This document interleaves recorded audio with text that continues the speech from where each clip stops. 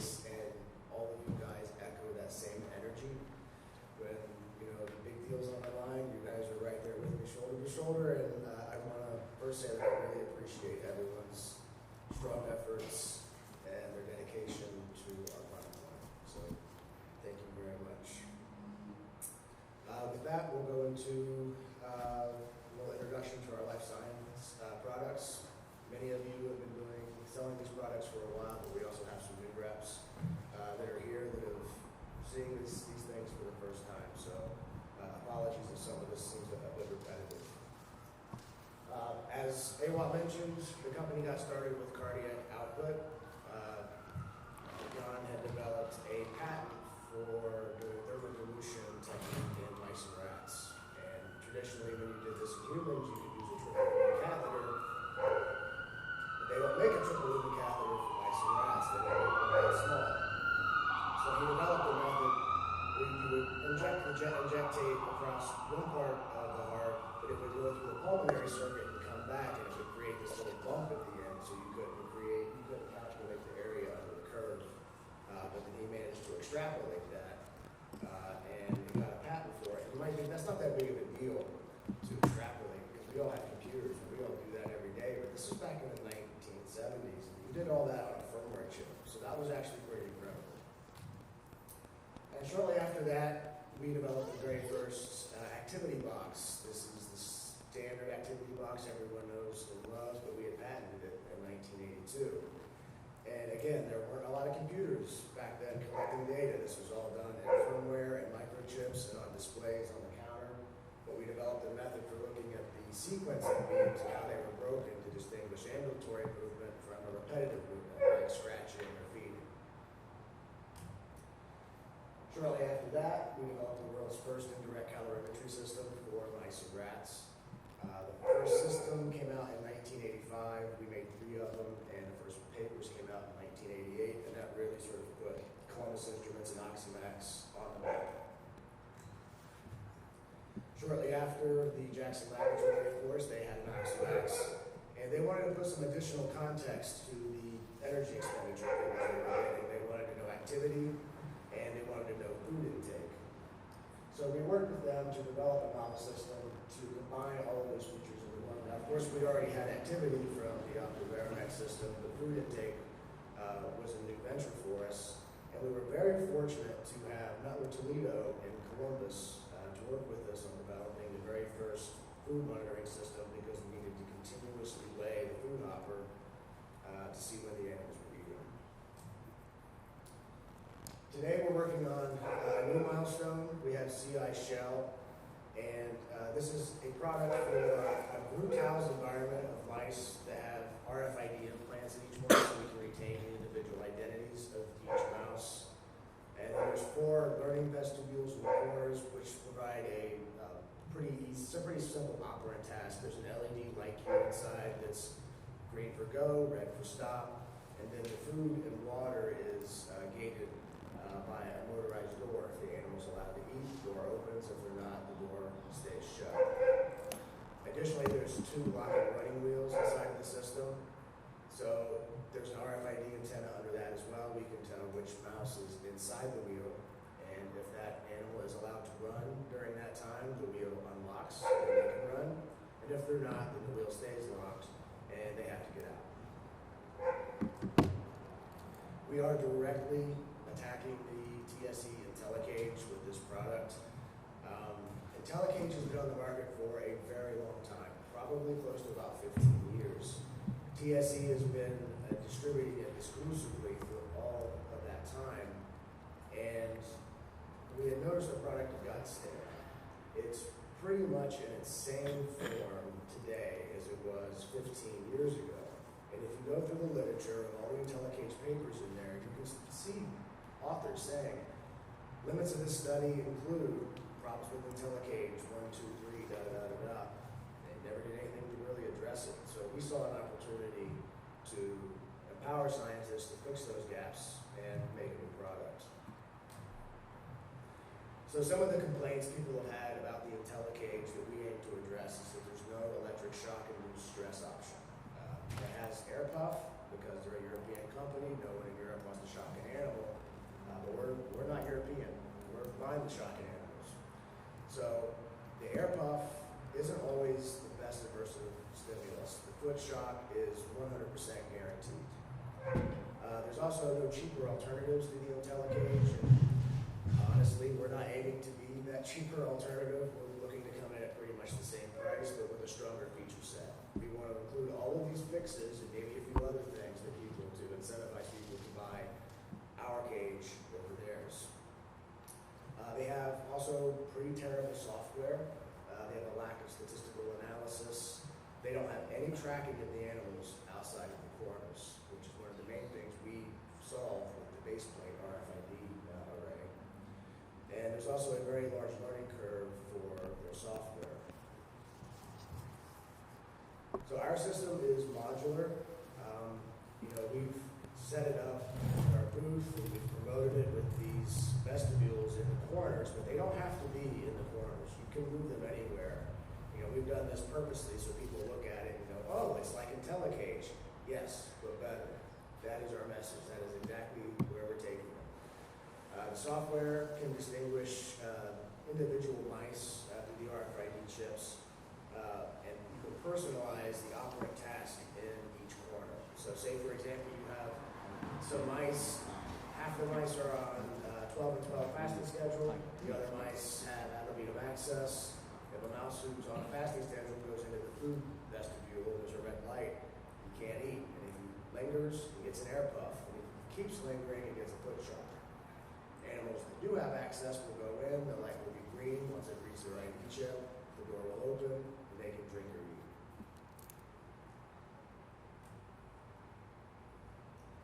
So each one is designed to have only one mouse inside, because one of the limitations of RFID is that it can only read one chip at a time, and it only reads the most recent chip in case there are two. So there is a potential where if one animal were to get inside, it would begin the protocol form. If another mouse jumped inside there, it would do the protocol for the new mice. So it's important that we keep the inside of these small enough that only one mouse can enter at any given time. Then the operant behavior is essentially a learned task once they figure out the red and the green lights and how that allows them or disallows them to have food and water. That gets scored in the software. We do intend to put more complicated operant tasks in these corners once we are satisfied that the feeding and the drinking delivery is bulletproof. Because of course, operant behavior, that test can run for 6 months. And if the pellet feeder or the drinker fails one time, you've got to start the whole test all over again, because the mice have now learned that every once in a while it fails. Inside, we have a motorized door with a servo motor that raises and lowers the door. It's got a very specific design to it. You can kind of see in the picture this little smiley face in the groove. And that's because when the door shuts, we don't want the animal to be able to pick it up and eat the food. And we don't want the servo motor to be arm wrestling them, trying to keep the door shut. So it works in this sort of circular pattern. So when the door comes down, it locks this way. They can't lift it up. And the servo motor blows the door a bit before it comes back up. And then, of course, we can also have a water bottle back there. It doesn't have to be a food hopper, but you can see the LED light cues. The air puff stimulus goes through a very clever channel that comes into the top of the block, snakes through some of the plastic pieces that we've milled a slot down through to deliver the air, and it comes out right above where the LED lights are. And then, of course, the foot shock in the bottom is where the animal stays for the whole duration of the exercise.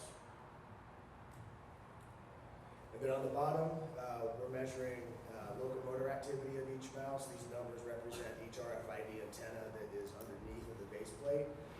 If you guys have seen the UID mouse matrix, that is exactly where we borrowed this technology from. We've partnered with them. They have been wonderful to work with, and they help develop these antennas that are on the underside of that number plate. So as the animal walks around, they drag the chip with them. We can tell where they're moving outside of the corners. So we track animal activity for 24 hours a day, 7 days a week. We have, like I said, with the RFID technology, there's a limitation where it can only read one RFID chip at a time, But outside of the corners, the mice can interact. You can have two mice on a RFID antenna. So what happens? How does the system cope with that? Well, the number one thing is the software has to remember where the mouse was when it disappeared. So when the second mouse comes on, it has to realize that the original RFID chip didn't go anywhere, it's still there. And the way these antennas work is there's sort of these flux lines that come out of the antenna base, and the orientation of the transmitter is really, really important because the flux lines have to go through the length of the chip in order to read its ID. It also gives temperature, but mainly we're into this for the ID. So you can see in the diagram, if the chip is staying straight up, you have way more contact points on the chip, and you can read it much better. If you put it horizontally, like in the back of the neck, it doesn't read quite as well, and it doesn't line up with the center of the antenna either. So we recommend that the injection is on the inside thigh of the animal, so that it remains in proper orientation.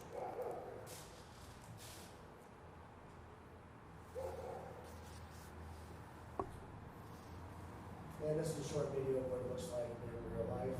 I just put this in here because everyone likes looking at mice, right? Look how cute they are. So this should be available for purchase about third quarter of the upcoming year.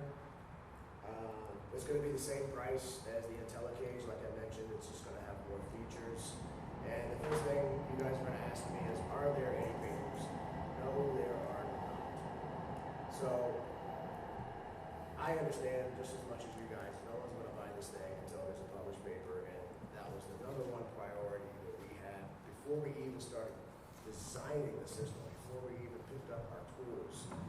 We put partners in place to help us get this paper and fast track development of this product. So some of our partners include the University of Mississippi Medical Center. This research group is also in charge of the endocrinology and metabolism unit of APS Society, so they are very well known, they are very reputable. And they actually have a study already that they're struggling with where they want to look at comparing food and water intake, basically different diets on anxiety and depression. We have a group with the Icahn School of Medicine at Mount Sinai. They are going to look at an experiment that involves food intake with activity at different temperatures and different fasting intervals. And then the University of California, Santa Cruz is going to look at social ranking. They want to look at dominance and aggression as they potentially battle for the food hopper. What they're expecting to see is whatever the dominant mouse is, they expect it to guard the food and to sleep in front of the food hopper. And then if that happens, they plan to start opening up the other doors and the other hoppers and moving the protocol from corner to corner. Another partner we have is Westlake University in Hangzhou, China. They are going to look at food avoidance with the LED air puff and the foot shock. We have another very important partner, the National Institute of Mental Health. This is probably the one that people are going to listen to the most. And their main goal is really just validation. They are going to put this thing through the ringer. They're going to look at every little operant task that it does to ensure that it works, and also that everyone who's buying this product has data that is right and that is reproducible. And our final partner is the Vienna Biocenter.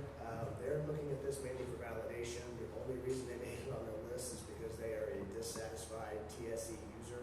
They know all the mistakes that have been made, and we aim to learn from those mistakes before we make them ourselves. Now here's some of our more popular products. The bag wheel for exercise, the Extra 3.6, which of course is very, very popular, and our metabolic treadmills are leaders in their class. I'll start with essentially the difference. A lot of researchers, when they contact us, they're like, well, I don't know if I want a running wheel or a treadmill. And they really should know because they are very, very, very different. The running wheel is spontaneous exercise activity. If they want to run, they can run. If they don't want to run, you can do about that. You just have to accept it for what it is. And then, of course, on the treadmill, they're confined to the exercise space. The floor is moving, and if they don't participate, they get a foot shock. So there's a motivation for them to complete the task. And the way I describe it to people is forced exercise is like prescribing exercise as medicine. So if you need the animals to run a certain amount, or if you want to see something like VO2 max, of course, you have to do a treadmill experiment.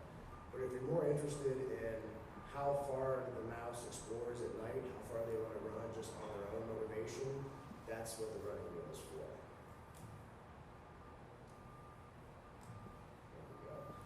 There are many alternatives to the running wheel on the market, offered by Med Associates, Lafayette, Star, even Tariÿ has begun making wheels and software and performing essentially neuroscience in their IBC racks. So some problems with the wheels that are out there now, especially these rung wheels. One of the problems with the rungs is the space between the rungs are an opportunity for a foot misstep. So if the animal's running and their foot slips between there, they tumble around, they can hurt their paw, and that of course is a welfare issue. I will say that anytime you can bring welfare into the top of the conversation when you're selling a product, it's like worth 10 times the amount of points as it is if you make a research point. Everyone is so sensitive about welfare of the subject that if you bring up the potential of injury, they're immediately going to not want a rung wheel. So that is a very key point that you will want to bring up. Additionally, there's an axle in these wheels. Of course, they have to spin, they have to balance the load, but the problem with these axles will be because the diameter of these wheels is so small. As the mouse gets bigger and bigger and bigger, they have to arch their backs to run in it, and they have to dodge that axle. So that's no good. And then in terms of these spokes that keep the wheel round, when the animal is running and they got it up to speed, these spokes are passing by their head. And to get out, you have to slow the wheel down. Or else you're going to get knocked in the head when you jump out. And it's this slowing down of the wheel when they're trying to stop the wheel's momentum is when they're most likely to make a misstep and get injured. So our very first generation wheel had spokes. We learned this lesson the hard way, and we don't do it that way anymore. And then you've got what I call the flying saucer, and I don't know exactly how you would classify that behavior, but I wouldn't call that running. So that thing is just racking up counts like crazy, and that dude is not really running. So it's low profile, it fits in most IBC cages, but it's practically worthless. There we go. So our wheel, we have made a solid running surface, so there's no way the animal's feet can slip through. We've put a textured surface on the inside so they can get traction to get the wheel started. We've removed the axle so the animals don't have to dodge it when they run, no matter how big that they are. And we have an unobstructed exit. The animal can get on this, run full speed, and whenever they want to get out, they can just jump out. And of course, one of the drawbacks of making a really good running wheel is that eventually somebody copies you. And this was actually kind of an interesting process. We sold one of our earlier generation running wheels that had the axle. It was open on one side, but it had the axle. Some of you may remember it back when some of the centipede plans had that same wheel. University of Cambridge bought these wheels and collaborated with Tariÿ on designing a wheel. They took our wheel, cut the axle off, and went, "We made this. Check it out." And Tariÿ tried to patent the wheel. They tried to patent that wheel, and Jan objected and said, "Hey, you guys just totally ripped this off." We had the invoice from the University of Cambridge showing we sold the wheels, had a picture of the wheels, did all the back, due diligence we had to, and they abandoned the patent. But some of the mistakes that they absorbed because of that generation of treadmill is that they use a bushing in the wheel. Now, we used bushings originally too. Bushings don't last very long. You wash them a few times, they get gummy, the resistance of the wheel changes. The wheels don't spin consistently from cage to cage to cage. That's why we use a stainless steel bearing now. It's a sealed stainless steel bearing that kind of like you would have in a fidget spinner, so that the wheels constantly spin at consistent resistance.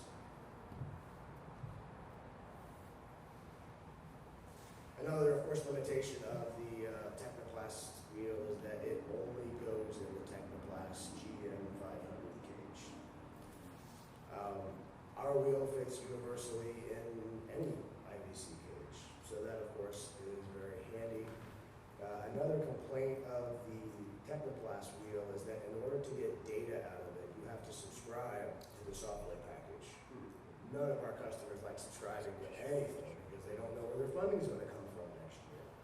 So we make a specific version of this wheel that will replace the gym wheel in a GM 500 where they can attach our hardware, put our wheel in their cage, they can abandon the Tariÿ subscription plan and just outright buy the product from us and continue on with their own research. So if you have customers that are using a lot of Tariÿ, especially the green line cages, this is something worth looking into. If they're exploring the DVC option from Tariÿ, we make something that they can buy outright and not subscribe to. It's worth giving them a call. Moving on to our new Extra 36 treadmill. This has been essentially bulletproof for a number of decades. And we originally thought it unimprovable, so it did not change for the best part of 15 years. And honestly, it took those treadmills to age that long before we could finally identify things to improve in the treadmill. The number one complaint people had is that the tread belt gets gross. As soon as you put a mouse or a rat on the tread belt, the first thing they do is they pee and they poop on it, and because it's a treadmill, it comes right back up around from the front, and then they run through it, they mash it into the belt, they keep on running, and by the time you're done, it's rubber. Rubber's porous. You cannot sterilize that thing. Those odors are in there. I don't care how well you clean the thing. So eventually that belt needs to be replaced. And in the old models, we had to take that treadmill almost completely apart. Now, back when I first started here, biologists would not shy away from grabbing a wrench, screwdriver, soldering iron, whatever it took. Today's different. There's not as many people. No one's got time to do that sort of thing. So we have responded by making the belt removable without any tools. So this is a view of the treadmill with the 6 lanes for mice. You can remove every other lane and get 3 lanes for rats. And then to get the belt off the treadmill, there's a retractor lever on one side that releases the tension on the front roller and scoops them together just enough that on the other side, you can remove an access panel and pull the belt out. Now that we can get the belt out really easily, there's some new things we can do. You can now take that belt and put it in the autoclave and sterilize it, get it really, reasonably pretty clean, extending its life. And then there's also the crowd of people who look at mouse and rat at the same time, and they use the same treadmill, and there are lots of treadmills marketed as mouse-rat compatible. But the thing is those belts don't come off. Our old belts didn't come off. There's those olfactory cues that you just sort of, you just kind of ignore them, and you just exercise the animals, but now you don't have to do that. The belt's so easy to take off that you can have a dedicated mouse belt, you can have a dedicated rat belt, you can have dedicated dividers, lids, all of that can be dedicated if you want, and it's very cheap and inexpensive to do. And there is lots of competition for treadmills, and this is very regionally based. Some of you are going to be affected by these competitors more than others. I would say globally, our number one competitor is Continental. And they've been around for almost as long as we have. They're under the Harvard Bioscience umbrella now. They have been for the last 15 or 20 years. They sort of make a combination Extra 36/metabolic treadmill that can kind of have options either way. But as a result, the design is very complicated. It's very expensive. Despite its ancient design, it's still more expensive than the Extra 36. And then we have Hugo. Now, so if you know the feud between Jan and Old Man Hugo, and some of you do not, but the founder of the company, Jan, and Hugo Zero, way back in the 70s, had an agreement that they would sell each other's products in each other's countries. And I don't know who started what, and I'm not going to assign blame, but they had a falling out. And eventually, instead of distributing each other's products, they started copying each other's products. And this began a feud lasts until this very day. And there was a point, maybe 7 years ago, where Ewout was not around. It was a whole new staff, and I thought, you know what, I'm going to extend an olive branch. They contacted us and they said, hey, we want to sell an extra 3/6 treadmill to our customers. We have no intention of making one. We don't want any of your other products, we just want the treadmill. And I said, you know what, Puerto Rico, I trust you. I was an idiot. They bought 2 units, and then they launched their MG treadmill, which is essentially a knockoff of our previous generation of Extra 3/6. So the fuse back on. One of our other competitors is Neuroscience out of Japan, BRC. You guys are always just going to fight against these guys because it's so cheap, it's local. It's not as advanced, it doesn't have all the capabilities, but it's a very difficult gap to close between the price of their treadmill and ours. Most of you in other regions of the planet probably don't really see this because the treadmill is 10 lanes. It is massive. It must cost a fortune to ship out of Japan. So this is really, it's a popular treadmill, but it really is just, only affects you guys. I am terribly sorry. And then of course TOW is this company out of China who is really, really into competing with all of us. They make a knockoff of everyone's best products. And you can see by this picture here, they have decided to clone the PanLab treadmill because probably that's just the first one they got their hands on. Of course, anything made in China, the biggest thing we're worried about is price. They can produce equipment incredibly cheap. Our saving grace at the moment right now is that technically ours works. We have the reputation. Our systems last forever. And the TOW treadmill is still a question mark. In the US, it's distributed by Maze Engineers, but they have distributors everywhere. They probably have one in India, I would imagine, as well. So that's something to be on the lookout. That's what that treadmill looks like. So if you see it on someone's website, let me know. And map-wise, where do we fit in the market? You know, price versus features. We have undoubtedly the most advanced treadmill on the market. Price-wise, we are a little higher. We are up there because it's not cheap to build, but we're not the most expensive. We're still cheaper than PanLab for the most part. Ewout, of course, has a smaller company, lower overhead. They can sell their treadmill for less, but it doesn't have all the advanced features that we have now. They don't have the removable belt, for example. The Neuroscience treadmill is very cheap, but also very limited in features.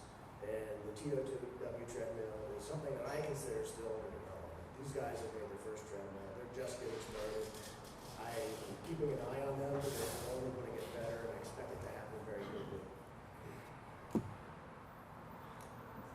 So for metabolic treadmill, a lot of people will ask for the extra 3/6, they'll ask for the modular, and they'll, well, how come the metabolic treadmill is so much more? It's only 1 lane, and the extra's 6. Well, we don't charge by the lane for treadmills. It's just like everything else. It's based on how expensive it is to build. The extra 3/6 is essentially a 1-lane treadmill. We've just stretched it to be very wide and then divided it into running space. So the metabolic treadmill has this hermetic enclosure around it, which is actually very challenging to build because it has to seal really, really, really well. And then you connect these lanes to an oxymax system for measurement of VO2 and CO2 instead of a cage. You would disconnect it from the cage and connect it to the treadmill instead. And this is most commonly employed for VO2 max studies, but there's also this new crossover point that people are beginning to identify in the mouse models. So the number one difference between a VO2 test and a metabolic test is the experiment time. Metabolic phenotyping test lasts 3 to 5 days. Animals can't run that long. You get about 20 minutes tops, and then the animals are completely pooped. You can't run anymore.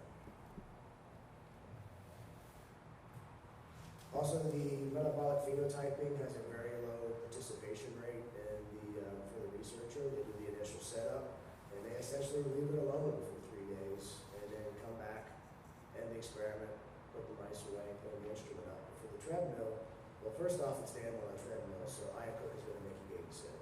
So you have to be there for the animal safety. But also, there are certain points in the animal's physiology that you can see live in the data that might prompt you to increase the speed or increase the angle in order to get the VO2 max that you're looking for with a crossover point. So when you do a VO2 max test and you get samples back to back to back, they're about 5 seconds apart, and you get this very nice graph with the dark blue line with all the dots. It is your VO2 max signal, and you can see a very clearly identified peak and a plateau phase. And then the stair-step pattern is the speed of the treadmill. There's also research for people looking at crossover point, and if you guys are unfamiliar with the crossover point is essentially where at rest most mice will be burning predominantly fat for energy, say 75% fat, 25% carbohydrates, but as soon as they start exercising on the treadmill, that begins to shift. They begin burning less fat, more carbs, and there's a point where those two cross over, and it's 50-50. You're burning 50% carbs, 50% carbohydrate, and then the shift continues where the animal begins burning almost straight carbs and no fat. Now, the significance of the crossover point is in obesity research, it's been shown that if you prescribe exercise to patients near the crossover point, that optimizes their fat burn and how quickly they will lose weight and become healthier. So the way this would look through 2 different strains, this is Black 6 on top, and this is wild type FEBN on the bottom, 2 of the most common models that people are using today. And you can see they have very different crossover points. The Black 6 has a crossover point that's almost 10 minutes into the run, and the FEBN has a crossover point that's much, much sooner. So depending on the mouse model, if you want to prescribe exercise like medicine and see these animals lose weight, this is a technique you would use to identify what speed and what intensity level. The crossover point is expressed as a percentage. It's a percentage of the work output of the maximum, the VO2 max. So different models have a different percentage. So finding it is key to exercising animals at the crossover point.